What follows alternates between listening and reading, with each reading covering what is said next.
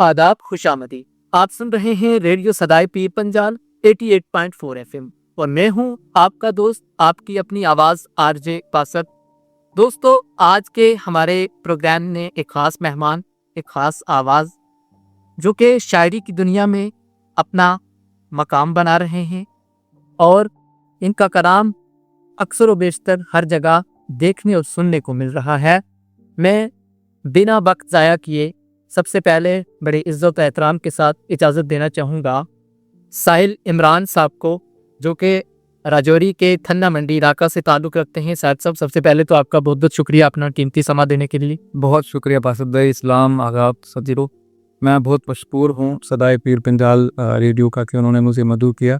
मुझे यहाँ आकर बहुत अच्छा लगा और ऐसा लग रहा है कि मैं वापस से रिवाइव हुआ हूँ, जिंदा हूँ। क्या बात है, क्या साहिल साहब, सबसे पहले रेडियो सदाए पीर पंजाल की पूरी टीम आपको खुशामदीद कहती है इस डिजिटल प्लेटफॉर्म पे आने। बहुत बहुत शुक्रिया, बहुत शुक्रिया। आपकी काविशों को खुदा रंग लगाए, बहुत मेहनत कर रहे हैं।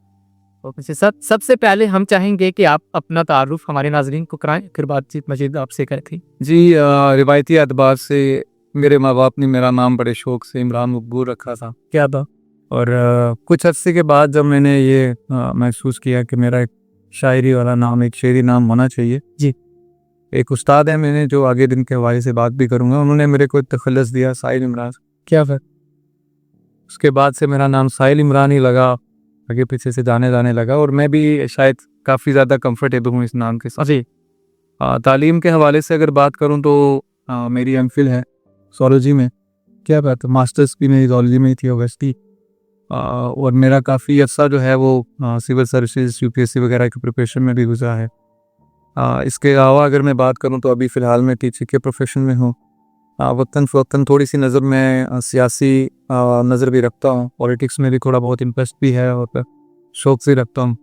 उसके अलावा भी समाजी बहुत सारे ऐसे काम हैं जब मैं कोशिश करता हूं कि मैं बहुत अच्छे। साहिल साहब, मैं जानना चाहूँगा कि क्या बचपन से ही अदब और शायरी से दिलचस्पी थी या ये शौक बाद में था? देखिए, मेरे एतबार से ये तय कर पाना थोड़ा सा मुश्किल होता है एक शायर के लिए कि ये शौक़ कब लगा, क्योंकि मैं समझता हूँ कि शायरी एक ऐसा शौक़ है जो एकदम से तो नहीं आ सकता और कोई शायर शायद ये भी नहीं कह पाएगा कि मुझे बचपन से ही शौक़ था। जितना मुझे याद है मेरी 10वीं क्लास के जो रिज़ल्ट्स आने वाले थे जी, तो मैं बहुत ऐसे नर्वस था, बहुत परेशान था। तो मैं एक प्रैक्टिकल पे शेर लिखे जा रहा था और मुझे आज भी याद है कि मैं वो 3 लाइन्स के शेर लिख रहा था, क्योंकि दायरी एतबार पे मुझे याद नहीं था और पता भी नहीं था इस चीज़ के बारे में।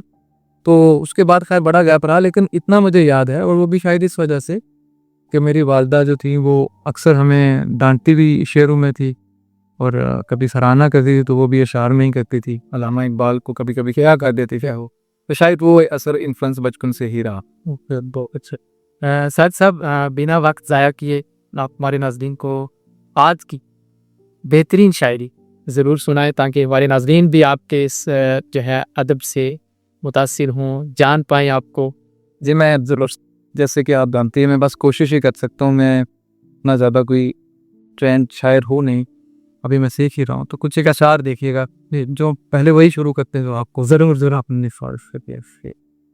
पहले लगा था जी, क्या बात है। पहले मैं ये शेर पढ़ देता हूँ कि मुझे लगा था कि खुदकुशी से डरे हुए हैं, मुझे लगा था कि खुदकुशी से डरे हुए हैं, मगर ये चेहरे तो जिंदगी से डरे हुए हैं। सर साहब, इसी गज़ल से आप बने नाबलीग को। जी ज़रूर, बहुत शुक्रिया। मुझे बहुत अच्छा लगता है ये कि जब कोई शेर सुनाता है। खैर, बहुत शुक्रिया आपका। मुझे लगा था कि खुदकुशी से डरे हुए हैं। क्या था? मुझे लगा था कि खुदकुशी से डरे हुए हैं, मगर ये चेहरे तो जिंदगी से डरे हुए। हाँ, मगर ये चेहरे तो जिंदगी से डरे। अजब सा कोई तलिस्म फूका है तीरगी ने। क्या बात। अजब सा कोई तलिस्म फूका है तीरगी ने, चिराग अपनी ही रोशनी से डरे हुए हैं। बहुत हो। अजब सा कोई तलिस्म फूका है तीरगी ने, चिराग अपनी ही रोशनी से डरे हुए हैं। और ये शेर बतौर ख़ास के, ये शोर करते हुए फ़कीरों को देखते हो। हाँ, ये शोर करते हुए फ़कीरों को देखते हो, यकीन मानो ये खामोशी से डरे हुए हैं। हाँ, क्या बात है। क्या ये शोर करते हुए फ़कीरों को देखते हो, यकीन मानो ये खामोशी से डरे हुए हैं। मेरे ख्यालों में एक सफ़र है सो मेरे बाबाओं। क्या बात। मेरे ख्यालों में एक सफ़र है सो मेरे पाँव, मेरे ख्यालों की पैरवी से डरे हुए हैं। बहुत हो, मेरे ख्यालों में एक सफ़र है सो मेरे पाँव, मेरे ख्यालों की पैरवी से डरे हुए हैं। बहुत शुक्रिया। क्या बात है सर। हकीकतन आपकी शायरी बहुत असर अंगेज है और काफ़ी मानी खेज अल्फाज और बेहतरीन लाजवाब इंतखाब है आपका। और इसकी मैं जितनी दाद दूँ इतनी कम है, क्योंकि शायर का जो है ना उसके कलाम से ही पता चलता है आपके अंदर वो तमाम तार जो है औसाफ मौजूद है। वो चाहे आपकी शक्ल सूरत से हो, ज़ाहिरी और बातनी कैफियत यानी दोनों मिलाकर अगर बात करें तो वो बिल्कुल मंजर आम पर है। तो बहुत बेहतरीन कलाम आपने पढ़ा। साहिर साहब, मैं आपसे मज़ीद जानना चाहूँगा कि आपके नज़दीक शायरी के असल रूप और मकसद क्या अपना चाहिए। बेसिकली शायरी शुरू दिन से ही जी। उसका मकसद यही रहा है कि लोगों को कुछ आगाह किया जाए, कुछ बताया जाए, सच से रोशनास करवाया जाए। फिर वक्तन फ़वक्तन इसका मानी भी बदलता रहा और अलग अलग तरीके से शायरी इस्तेमाल भी होती रही, लेकिन इसका बेसिक रूट जो है वो हमेशा से सेम ही रहा कि अंदर एक एस्केप मोड है इंसान की रूह का।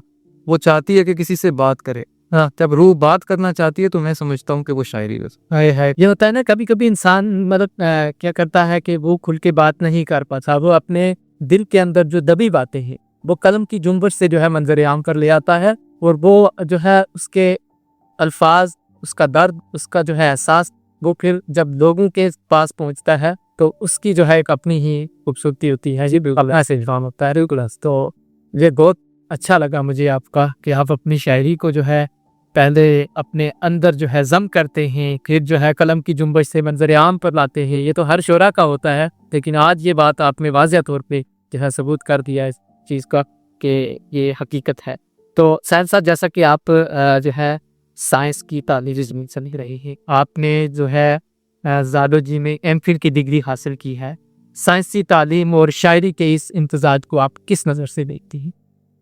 मैं यूँ कहूँ कि मुझे ये दोनों एक साथ ही एक रास्ते पे हमसफ़र ही लगे, क्योंकि जब आप एक साइंसी सफ़र पर होते हैं तो आपको भी बड़ी गहरी नज़र रखनी पड़ती है चीज़ों पर। हर एक चीज़ पर, हर एक पहलू से आपको किसी भी चीज़ को समझना है।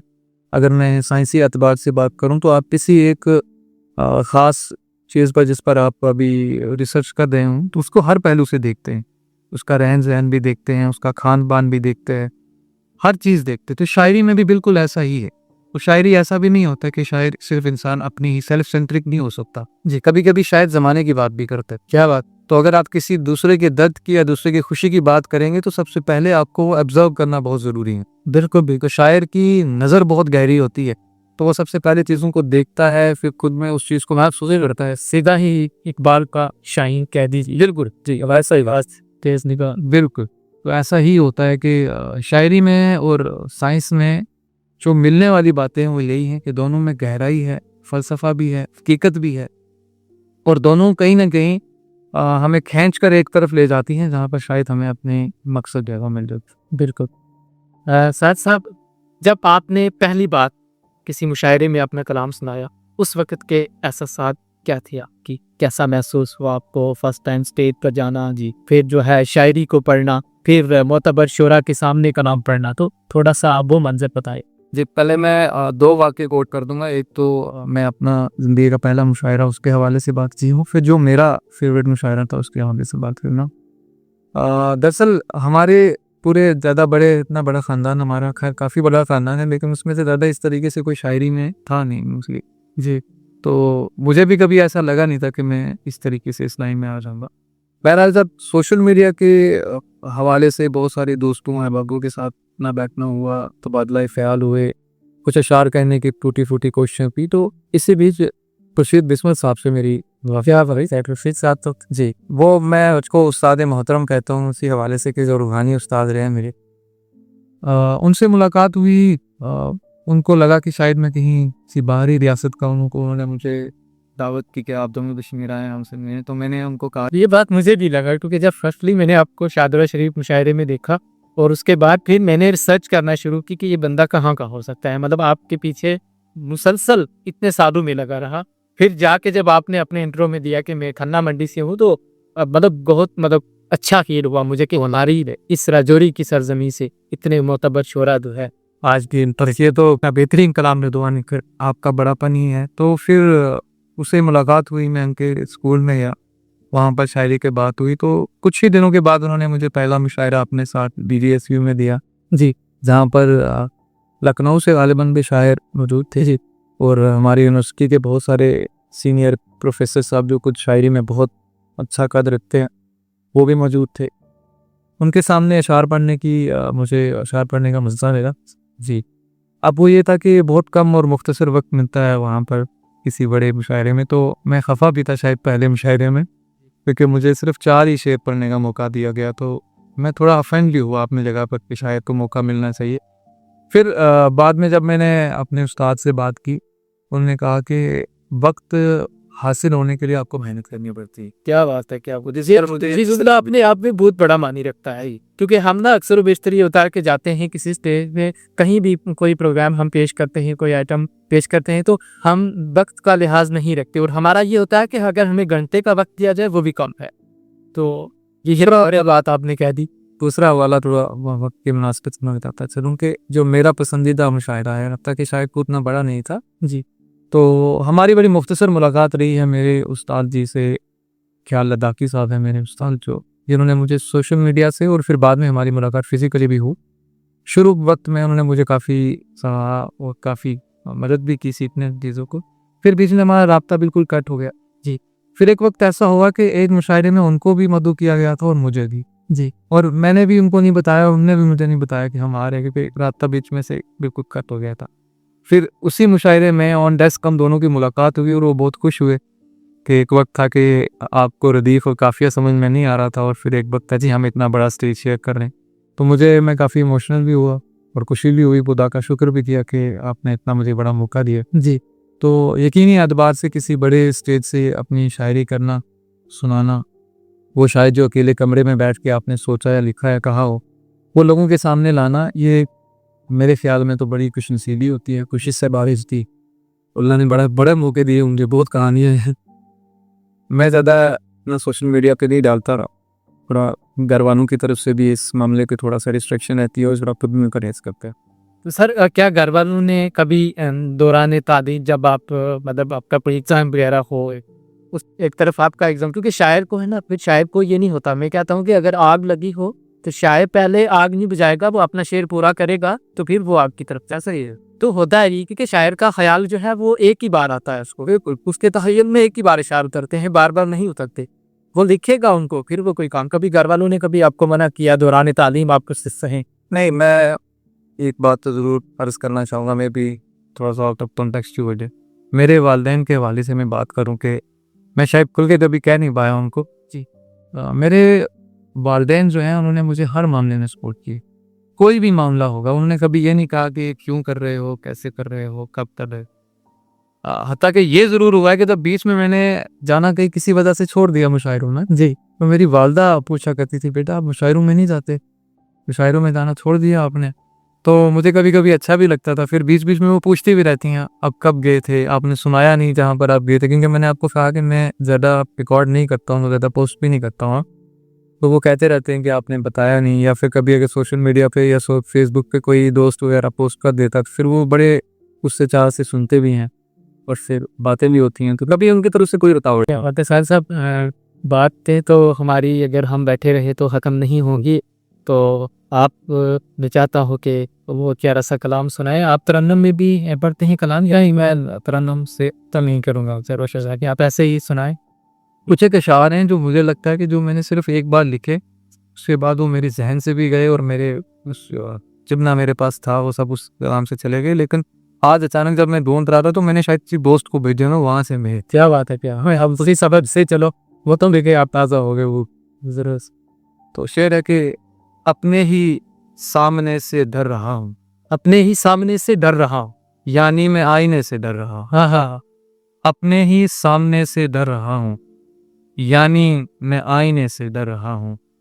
जानता हूँ कि ख्वाब टूटेगा, हाय हाय, जानता हूँ कि ख्वाब टूटेगा, इसलिए जागने से डर रहा हूँ। ओ जानता हूँ कि ख्वाब टूटेगा, इसलिए जागने, इसलिए जागने से डर रहा हूँ। इस कदर दूर हो गए हो तुम, क्या बोल, इस कदर दूर हो गए हो तुम, मैं तुम्हें सोचने से डर रहा हूँ। इस कदर दूर हो गए हो तुम, मैं तुम्हें सोचने से डर रहा हूँ। इससे बेहतर था बेजुबां होना, इससे बेहतर था बेजुबां होना, यार मैं बोलने से डर रहा हूँ। इससे बेहतर था बेजुबां होना, यार मैं बोलने से डर रहा हूँ। शायरी के अंदर तो बहुत गहरे जख्म छुपे हैं, क्योंकि हर इंसान के जो है मामलात ऐसे ही होते हैं। जो शायर लोग होते हैं उनके मामलात कभी छुपते नहीं, दिल वो कलम के जरिए बाहर आते हैं, एज कम्पेयर उन लोगों से जो लिखना नहीं जानते, जो अपने अंदर ही वो घुटन जो है पैदा करते रहते हैं, वो घुटन महसूस करते हैं, तो वो घुटन उनको मार देती है कभी कभी। तो ये शायर के लिए ये बड़ी कमाल की बात है कि शायर जो है ना अपने सारे रंज गम को जो है अपनी शायरी की बदौलत जो है मंजर आता ले आता है। तो बहुत बेहतरीन कलाम है आपका लिए भी। तो शायर साहब, अदबी दुनिया से जब से आप जुड़े हुए हैं, आपने इस अदबी सफ़र में कितनी परेशानियों का सामना किया, और ख़ासकर अदब के साथ कितना इंसाफ कर पाए, थोड़ा सा बता। मैं इंसाफ वाले मामले से पहले शुरू करूँगा कि मुझे नहीं लग रहा कि मैं इंसाफ कर पा रहा हूँ, या कोई एक शायर सारी ज़िंदगी इंसाफ कर पाता है, कह सकता। अदब एक बहुत वसी समंदर है, उसमें गोता लगाना भी मुमकिन नहीं हो सकता। क्या बात, कई बार ये इतना गहरा समंदर है कि शायद एक गोताखोर वापस ना डूब पाए। बहुत सारे शायरों के साथ ऐसा मामला हुए भी। तो इंसाफ का मामला तो दूर दूर तक नहीं है। हाँ, शेरी सफ़र में और अदबी सफ़र के अगर हवाले से बात करूँ तो बहुत कुछ सीखने को, और आप सब चाहने वालों की दुआओं की बदौलत अल्लाह पाक ने बहुत सारे मौके ऐसे दिए हैं जिसमें मैंने बहुत बड़े बड़े शायरों के साथ स्टेज भी शेयर किया जी, और उनसे सीखने को भी बहुत कुछ मिला। माशर आफरीदी साहब बहुत मुझे पसंद थे शुरू ज़माना जी, अल्लाह पाक ने उनके साथ स्टेज भी शेयर करवाया, मुलाकात भी काफ़ी देर तक रही।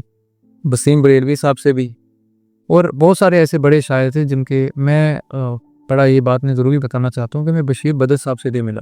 क्या बात, और उनके घर पे ही उनके साथ बैठने का, उनके साथ शर्फ हासिल किया। और मैं उनकी ये बात भी ज़रूर बता दूँ देखने वालों को कि उनकी जो उनकी वाइफ जो है जी, वो बहुत ज़्यादा मेहनत कर रही है। बशीर बदर साहब की एलिया बहुत मेहनत कर रहे हैं, क्योंकि वो खुद भी खैर वो डॉक्टर है, PhD डॉक्टर स्कॉलर है वो भी। लेकिन अब चूंकि आप जानते होंगे काफ़ी अलीब जी ज़्यादा आपको अपनी चीज़ें भी भूलने लगी थी सब कुछ। तो वो बैठती थी तो एक लाइन वो पढ़ती थी गज़ल की, अगली लाइन बशीर बदर साहब मुकम्मल करते थे। फिर इस तरीके से उन्होंने एक आध घंटा जब वहाँ रहे तो उन्होंने उनकी बातें भी सुनाई और कहा कि वो शेर सुना दीजिए, वो वाक़या सुना दीजिए। तो वहाँ पर मुझे ये भी एहसास हुआ कि एक हमसफ़र का जो असल मतलब होता है, असल हाँ, मुझे लगता है ये एहसास हुआ होगा कि हम सफ़र का शायराना होना भी बहुत ज़रूरी, और वरना ना आपकी मुश्किलात बढ़ सकती। ये बहुत अच्छी बात है। हमारे पीछे भी एक प्रोग्राम में ऐसे ही एक जोड़ी आई थी, जो दोनों पेशे से उस्ताद थे, और मतलब दोनों शायर थे, ये तो केरिया भी और वो साहिब भी। ये तो बड़ी कमाल की बात। और ये आज आपने भी वो बात याद दिला दी। हकीकत में जो है हम सफ़र का होना वैसा ही चैनी जी जैसा इंसान, हम ख्याल होना बहुत ज़रूरी, फिर वो उसके जज्बात, उसके ख्याल और एहसासात को समझता है जी। क्योंकि एक शायर को लोग नहीं समझ पाते कई बार। अगर मान लो आप शायरी करते हो और आपकी एलिया मोहतरमा आप किसी मुशायरे में जाएंगे, वो आपको दाद नहीं देगी, तो फिर ना आप थोड़े से डीमोटिवेट हो जाएंगे, सोचेंगे मुझे घर से ही नहीं पहचाना जाता, तुम बाहर की आवाज़ क्या वक्त। ज़रूर ऐसा ही है। सब ऑल इंडिया जो हम शायरों में भी आपने अपना कलाम पढ़ा, तो ऑल इंडिया के शायरों में आपका कलाम, मतलब जब आखिर वहाँ कलाम पढ़ा, वो जो है आपका सफ़र कैसा रहा? मैं ये मामला थोड़ा सा आसान इस वजह से हो गया कि कोविड में, क्योंकि मैंने 17 में लिखना शुरू किया, 18 का ही एक साल था, 19 के रनिंग में तो कोविड आ गया जी। 20 में आलमी मुशायरे जो वो ऑनलाइन आना शुरू हुए। तो ऑनलाइन मुशायरों में ये फ़ायदा ये हुआ कि मैं उन सारे लोगों से उनके साथ तारुफ हो गया जी, जो अक्सर आलमी मुशायरों में देखने को मिलते थे। फिर यहाँ से मेरा दिल्ली सफ़र हुआ। क्या बात है, दिल्ली जो गालिब अकेडमी है जी, वहाँ पर जब मेरा सफ़र हुआ तो उस दौरान, क्योंकि मेरा कोई एक हफ़्ते से ज़्यादा का वहाँ पर मामला था, वहाँ पर मेरी कुछ मुलाकातें हुई, क्योंकि मैं उसी अकेडमी में बैठा था, कुछ सोच रहा था, लिखने का भी कुछ कर रहा था। तो 2-3 हज़रात से मेरी वहाँ मुलाकात हुई। मुझे नहीं पता था कि वो किस हवाले से हैं। फिर उनसे शेरी नशिस्त भी हो गई शाम को चाय पे। तो फिर उन्होंने मेरा कॉन्टैक्ट वगैरह ले लिया और फिर उन्होंने मुझे मदऊ किया और वहाँ पर इस तरीके से मुझे यहाँ से बैरून रियासत पहला मौका मिला कि आप इस पर पूरे हिंदुस्तान से शायर जो थे वो मौजूद थे और वहाँ पर कलाम पढ़ने का मौका मिला।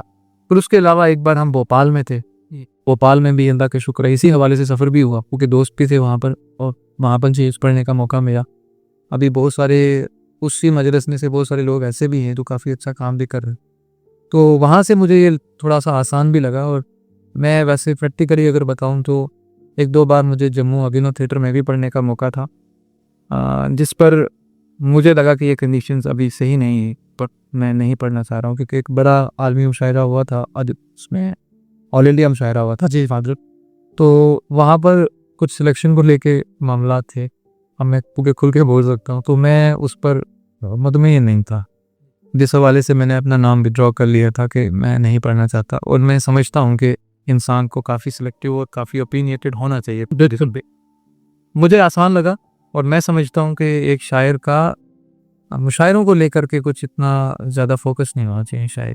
शायर होता है, उसको अखाड़ों और मुशायरों की ज़रूरत नहीं होती, उसको किसी एजाज या दाद की ज़रूरत नहीं होती, उसको सिर्फ अपनी ज़बान की, खासकर अदब की आबियारी चाहिए। अगर आपके अंदर एक शायर है जी और आप उसके साथ इंसाफ कर पा रहे हैं तो समझिए कि आप अपने ही अंदर एक और को पंजा रहे, जन्म दे रहे हैं, उसका काम कर रहे हैं। अगर आप उस रूह के साथ भी इंसाफ कर रहे हैं तो मेरे ख्याल से आपके लिए उतना ही बड़ा। बहुत अच्छी। सर साहब एक गज़ल और सुनाए तो फिर बातचीत करें। चलिए कुछ एक अशार में सुना देता हूँ कि मैंने आप बताया कि मेरे पास कुछ खास मटीरियल अपना लाया, मुझे याद नहीं इनको।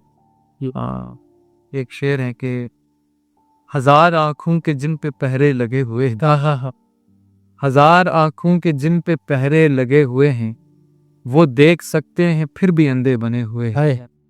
तुम्हारे आने पे माजरती शेर भूल गया, दोबारा से पढ़ लेता हूँ कि 1000 आँखों के जिन पे पहरे लगे हुए हैं, वो देख सकते हैं फिर भी अंधे बने हुए हैं। हमारे जाने पे सुर्ख बत्ती जली हुई है, हमारे जाने पे सुर्ख बत्ती जली हुई है, तुम्हारे आने पे सारे रास्ते खुले हुए हैं। हमारे जाने पे सुर्ख बत्ती जली हुई है, तुम्हारे जाने पे सारे रास्ते खुले हुए हैं। शेर दिलखुशूस देखिएगा कि मैं अपने हाथों को देखता हूँ तो सोचता हूँ, मैं अपने हाथों को देखता हूँ तो सोचता हूँ कि मेरे हाथों में कितने रास्ते बने हुए हैं। क्या बहुत शुक्रिया, बहुत अच्छी शायरी आपकी। सर उर्दू से हट के भी किसी ज़बान में आप लिखते हैं, सीखते हैं? प्राइमरली तौर पर तो मैंने कभी कभी कोशिश करता हूँ मैं पहाड़ी में कहने के लिए, पहाड़ी में कोई अगर शेर है तो नहीं अभी मेरे जहन में भी नहीं और मैं समझता भी नहीं हूँ कि मैं एक सुना हुआ शायरी, कि मैं सोच रहा हूँ कि अगर जब तक मैं सही नहीं कह पाता तो मुझे नहीं। क्या बात है सर, आपके ख्याल में मुशायरा हमारी अदबी रिवायत में किस कदर अहमियत रखता? जी अदबी एतबार से अगर बात करूँ तो मुशायरों का बड़ा अहम रोल रहा है जी। मैंने बारहा अपने उस्ताद से सुना है ये चीज़ थी, वो शायरों में लोग आते थे जी और अपने साथ अदब और इल्म लेकर आते थे। एक वक्त में मुशायरे ऐसे भी रहे हैं कि लोग मुशायरों से इल्म, मुशायरों से अदब और मुशायरों से बहुत सारी चीज़ें सीख कर जाते थे। फिर वक्त बदला, थोड़े हालात भी बदले, अब मुशायरों का थोड़ा शायद अलग से रुख है, लेकिन फिर भी यकीनी एतबार से ये कहना मेरे हिसाब से दुरुस्त होगा कि कल्चरल पॉइंट ऑफ व्यू से मुशायरों का होना बहुत ज़रूरी है वो, क्योंकि उसमें हर एक कल्चर से, हर एक रीजन से, हर एक सोच से आपके सामने आवाज़ जो है वो पहुंचती है और उससे हर सुनने वाले को काफ़ी फ़ायदा हो। तो क्या कुछ असरात जो है मुशायरे के होते हैं, एक नौजवान दिखने वाला जब को फर्स्ट भी जो है किसी मुशायरे में जाता है फर्स्ट टाइम, तो मतलब आप जब गए तो आपने मुशायरे के एंड होने के बाद जब आप अपने घर में आए तो वही मुशायरा आपके जहन के अंदर चल रहा था या फिर निकल गया था जहन से? क्या जी मेरा तो शुरुआत जो शायरी की हुई है वो बड़े फ़नी उस मामले से हुई कि हम एमपी में थे, मैं अपने दोस्त के साथ था, तो वहाँ पर करीबी एक मुशायरा चल रहा था, तो हमारा सफ़र थोड़ा सा घूमने फिरने की मामलात पर था, तो मैं सो नहीं पा रहा था क्योंकि लाउड स्पीकर्स थे बहुत ज़्यादा। मैंने अपने दोस्त को कहा भाई अगर सो नहीं पा रहे हैं हम, तब तक मेरा कोई अदबी रुझान नहीं, बिल्कुल नहीं जी। तो मैंने कहा अगर ऐसा है कि अगर हमें इन्हीं की आवाज़ से जागना है तो ये क्यों ना हो कि हम इन्हीं के पास जाके बैठे। तो उन्होंने कहा क्या करेंगे वहाँ जाके, मैंने कहा नहीं चलो इन्हीं की आवाज़ से जाग रहे हैं तो वहीं पहुँचते। फिर जब हम वहाँ मुशायरे में गए, जब वो जौहर कानपुरी साहब थे, उनकी अहलिया भी थी, तो वो शायरी कर रहे थे, तो मैं अपने दोस्त को कह रहा था कि शायद मैं ये कर सकता हूँ। मैंने उनको बारहा पूरे मुशायरे में ये कहा, यार ये मैं कर सकता हूँ। तो वो मुझे कहने लगे, यार क्या आपका हमेशा से ऐसा ही रहता है, मैं कर सकता हूँ, मैं ये पढ़ लूँगा, ये इतने बड़े शायर हैं, कैसे मुमकिन है? मैंने कहा नहीं, मुझे लगता है कि मैं कर लूँगा। तो फिर उन्होंने कहा ठीक है, करके बताइए। अब जब मैं शेर कहने की कोशिश करने लगा तो मुझे 3 दिन लग गए और मैं एक शेर नहीं कह पा रहा। और मैं तीसरे दिन, मतलब ये कहने का कोई ऐसा नहीं, मेटाफोरिकली नहीं कह रहा, मैं लिटरली रोया। मैं या नमाज में खुदा के सामने रोया, एक शेर ही तो मांग रहा हूँ, एक शेर नहीं हो पा रहा है, एक शेर तो मुझे हो जाए किसी तरीके से। और मेरा मुताला भी इस हवाले से बहुत कमज़ोर आज भी है, और उस टाइम तो बिल्कुल भी नारे नाज़रीन भी सुन रहे हैं, आप आने मियां शायरी में शायरी पढ़ते हैं और नेक अदना सा का पेदन को खासकर शायरी का मैं भी सीख रहा हूँ शायरी को। तो मैं भी चाह रहा हूँ कि 2 शेर में आप खुद ही मतलब हाजिर खिदमत है कि वो जिस बात पे अड़ता है तो अड़ जाता है। क्या बात है, बहुत। वो जिस बात पे अड़ता है तो अड़ जाता है, बस दफतन ही तो अगयार से लड़ जाता है। क्या बात है। और जहन से होता है वो हर रोज मुहाजिर की तरह, जहन से होता है वो हर रोज मुहाजिर की तरह, शहर को ढूंढ के आता है तो बात। क्या बात है, बहुत खूबसूरत, क्या बहुत सर, ऐसे आपका बड़ापन है। आप जैसा कलाम तो मैं नहीं लिख सकता, जगह तो खैर मैं नहीं समझ, कोशिश करता हूँ कि कुछ ना कुछ लिखा जाए। शायद साहब, जैसा कि आपने जो है ऑल इंडिया रेडियो के ज़रिए अपनी शायरी को जो है सामीन तक पहुँचाया है, वो जो है वक्त, वो तजर्बे आपके कैसी थी? जी, यकीनी एतबार से वो मेरे लिए तो बड़े तारीखी थे। और यूँ समझिए कि मैं जब भी ऑल इंडिया रेडियो गया है या किसी भी जगह पर ऑल इंडिया रेडियो जाने का मौका मिला मुझे, तो मेरे लिए वो बड़ा इमोशनल होता था। क्योंकि जब हम बचपन में मेरे मरहूम दादा मोहतरम जी वो सुना करते थे रेडियो, तो उस ज़माने से रेडियो की छाप एक ज़हन में थी, हत्ता कि मैं बहुत छोटा था उस वक्त। जी, तो उस वक्त से ये लगा करता था कि रेडियो एक बड़ी अहम और ज़रूरी चीज़। तो जब रेडियो स्टेशन में जाके बोलने का पहली मरतबा मौका मिला तो मैं कहीं न कहीं शायद इमोशनल भी बहुत था। जी, उसमें पुंछ के मोहसिन भाई उनके हवाले से भी बात करूँ, जी, उनका बड़ा रोल रहा, जी, रेडियो पे ले जाना शुरू में। और अगर मुशायरों की सिलसिले से बात करूँ तो अंजम खटक साहब, केएस के साहब, जी, वो केएस ऑफिसर भी हैं। और अदब के मामले में मुझे तो बहुत बहुत दूर लगे कि वो कितने संजीदा शायरों को सुनते भी हैं और कितना बेहतर कलाम को अज़बर भी है। जी, उन्होंने मुझे बहुत मौके दिए, जिनके रहते हुए मैंने मुझे बहुत सीखने को मौका भी मिला और बहुत लोगों तक मेरी आवाज़ भी पहुंची। सफ़र यकीनी एतबार पर बहुत बेहतरीन था, उसमें हमारे इंडियन आर्मी का बहुत रोल रहा। जी, उन्होंने भी बहुत मौके मुझे फ़राहम किए। जी, ऑल इंडिया रेडियो के हवाले से बात करूँ तो जब ऑपरेशन सिंदूर हुआ उसके 1 रोज़ कबल ही हमारा वहाँ प्रोग्राम था। जी, और मैंने और आदिल फ़रद साहब इनके हवाले से आप बात कर रहे हैं, तो जी, हमने तय किया कि हम थोड़ा देर से निकलेंगे और रात को पुंछ ही रुक जाएंगे। लेकिन फिर यूँ हुआ कि मेरे से ही थोड़ा सा ताख़ीर हो गया और मैंने कहा कि आज नहीं, हम कल पे पोस्टपोन करते। तो फिर रात को वो मामला ऑपरेशन सिंदूर का हो गया, जिस पर हमने शुक्र भी किया। पर फिर जब ये सारे मामला ठीक हो गए तो फिर हमें दोबारा से मौका मिला वहाँ जाने का। तो हम फिर वहाँ गए, हालात भी देखे, और उससे पहले जब हमने वहाँ पुंछ में पढ़ा था तो जिन जगहों पर हम ठहरे थे, जी, फिर वहाँ के हालात भी देखे, तो वो पस मंज़र भी हमारे सामने था, तो बड़ा अच्छा लगा। सर, रेडियो सदाए पंजाब की विसादत से उन नौजवान शोरा पर क्या पैगाम है आपका, जो अभी जो है लिख रहे हैं, खासकर वो शोरा जो कलाम लिखते हैं और बिना इस्लाह के जो है कलाम को पढ़ देते हैं? उनमें मैं भी आता हूँ, क्योंकि हम भी जब कोई कलाम लिखते थे तो उसको जो है ना, हमारे उस्ताद मोहतरम अगर सुन रहे होंगे, डॉक्टर आसिफ अली साहब, जो बाबा गुलाम शाह बादशाह यूनिवर्सिटी में उर्दू के असिस्टेंट प्रोफेसर हैं, तो उनकी अक्सर बेशतर मेरे साथ मतलब हमेशा यही लगी रहती थी कि बासुद आप कलाम लिखते हो, इस्लाह नहीं करवाते, तो ऐसे ही मुशायरे चले दो। तो वो उनकी बातें मुझे बहुत याद आती हैं और वो मेरे लिए बड़ी सबक की बात थी। तो वो उन नौजवानों को आपका क्या पैगाम है हमारे इस रेडियो की इजाज़त से, कि वो कैसा कलाम लिखें, कलाम लिखने से पहले किन चीज़ों का ख्याल रखना, ख्याल कैसा होना चाहिए, और इल्म अरूज़ के हवाले से भी थोड़ा बताएं ये सारी चीज़। पहले तो मैं माज़रत करूँगा आपके उस्ताद मासूम मोहतरम से, क्योंकि मैं भी उतना खैर मजबूत इस मामले में नहीं। जी, बाकी मैं ये कहता चलूँ कि शायरी एक बड़ी रिस्पॉन्सिबल चीज़ है। जी, मेरा एक शेर है कि मैं अहले बैत नहीं हूँ मगर बाफज़ल खुदा, क्या मेरे कलाम का शजरा नबी से मिलता है। सुभान। तो ये मामला इतना पाक हो सकता है, इतना संजीदा भी हो सकता है और इतना अहम भी हो सकता है।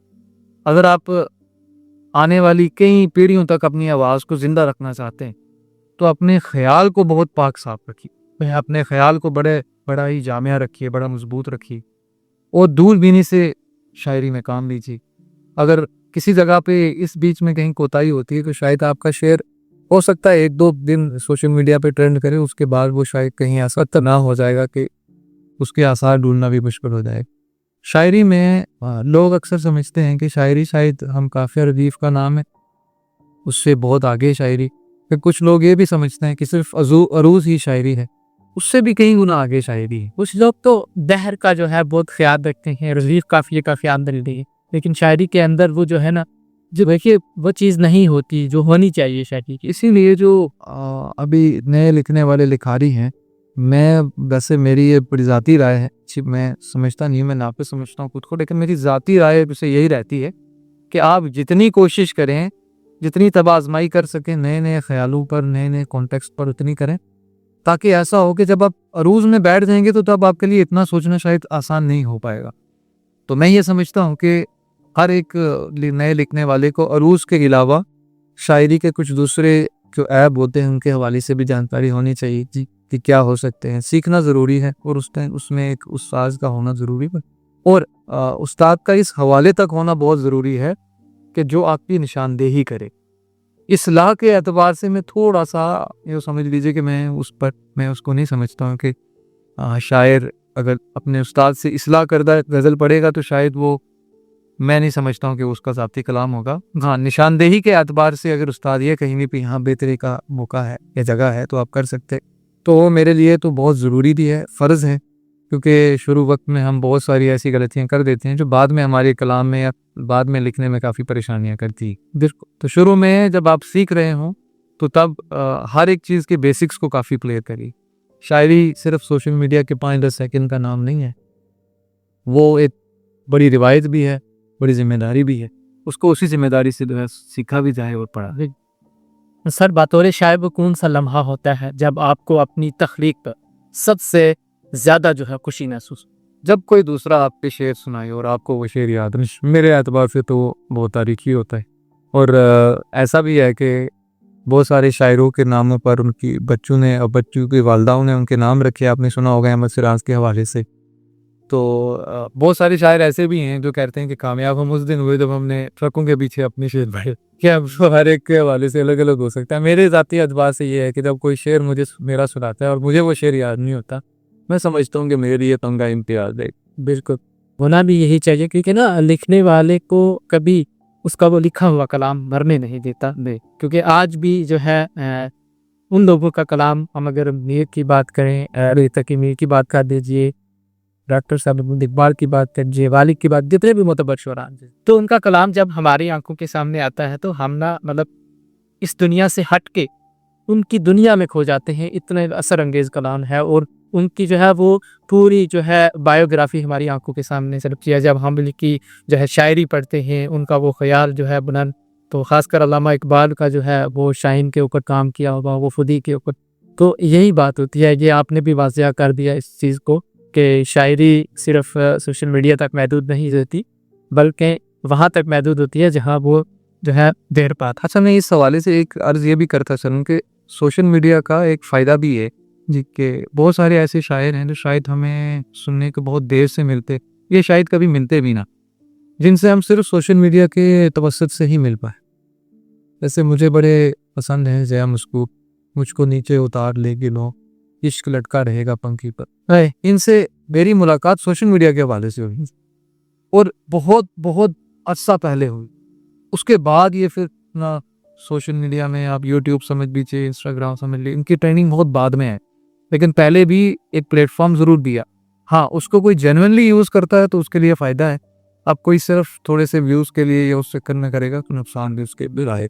सर आप बतौर मुअल्लिम हैं, तालीम और अदब के ताल्लुक़ को किस तरह देखते? बहुत ज़रूरी है। एक अगर टीचर, एक उस्ताद अगर ज़हनी एतबार से अगर वो शायर है भी नहीं, लेकिन सोचों के एतबार से अगर वो लिटरेरी है, अगर वो अदब के साथ जुड़ा हुआ है, उसके ख्याल, उसका देखना एक अलग नज़र है, तो मैं समझता हूँ कि वो एक बेहतर उस्ताद हो सकता है, बेहतर उस्ताद होता है। क्योंकि अगर बच्चे की ज़रूरत हो वो आप समझ नहीं पाए, अगर आप किसी को देखकर उसकी परेशानियों को पहचान नहीं पाए तो मुझे नहीं लगता कि आप एक अच्छे उस्ताद हो सकते।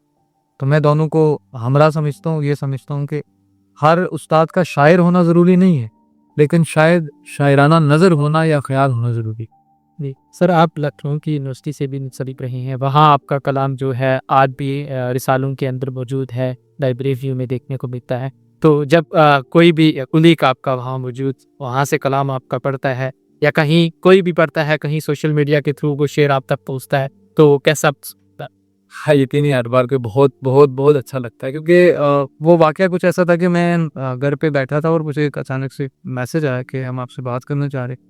तो मुझे लगा कि जैसे जम्मू में हम थे तो वहाँ ओपन माइक्स वगैरह होते रहते थे, तो मैंने काफ़ी इग्नोर कर दिया क्योंकि मैं नहीं जाता था इतने जल्द ओपन माइक्स पे।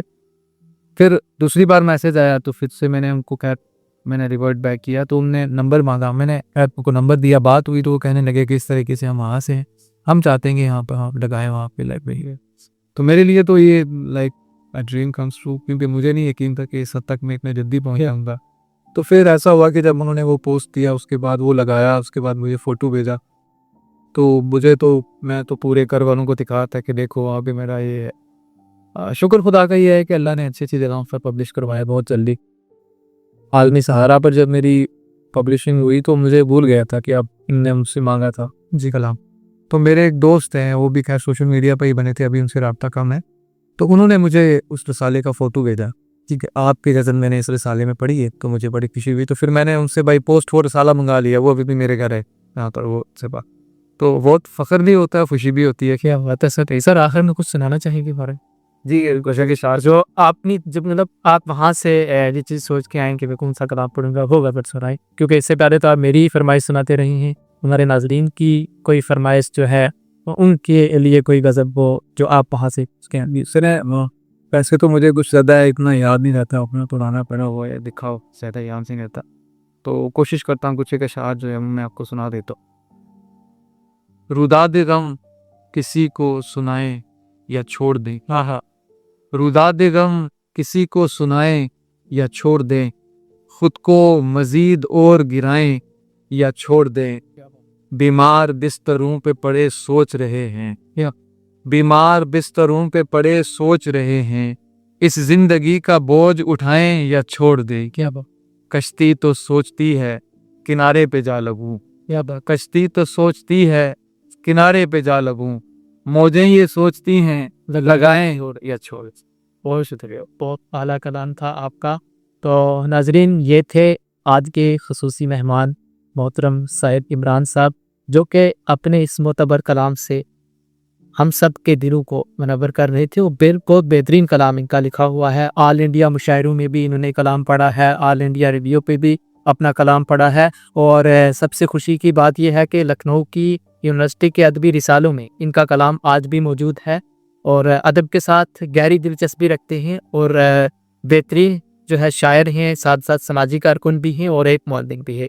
सर सबसे पहले मैं एक बार फिर आपका बहुत बहुत शुक्रिया अदा करता हूँ कि मैं आप यहाँ आए, अपना कीमती वक्त देकर। मैं सराय उत्तर पंजाब रेडियो का बहुत मशकूर हूँ, आपका बहुत मशकूर हूँ, आपकी पूरी टीम का बहुत मशकूर हूँ कि आप सबने मुझे यहाँ पर लाया। मैं तो यूँ समझता हूँ कि आपने दोबारा से मुझे एक रूह बख्शी है, क्योंकि काफ़ी अरसे से एक बड़ा राइटर ब्लॉक है जिससे मैं गुजर रहा हूँ। आप लोगों का बहुत शुक्रिया। मैं सोशल मीडिया में देख रहा होता हूँ आपकी कोशिशें, जब भी नए कोई आते हैं, मुअल्लिम आते हैं या नए शायर आते हैं, अदीब आते हैं, तो मुझे उनको सुनने का मौका मिलता है। आप बहुत अच्छा काम कर रहे हैं। दुआ है ऊपर वाले से कि इसी तरीके से आप भी काम करते रहें और अल्लाह पाक आपको कामयाब से जल्दी सरफराज करे। बहुत शुक्रिया। तो आदाब नाज़रीन, आप सुन रहे थे रेडियो सदाए पीर पंजाब अपने दोस्त आरजे बासत के साथ, और खसूसी मेहमान थे हमारे साहिल इमरान साहब। रेडियो सदाए पीर पंजाब की पूरी टीम की तरफ से इनका एक बार फिर बहुत बहुत शुक्रिया यहाँ आने के लिए। आप सुन रहे हैं रेडियो सदाए पीर पंजाब 88.4 FM, अपनी ज़बान और अपना ख्याल।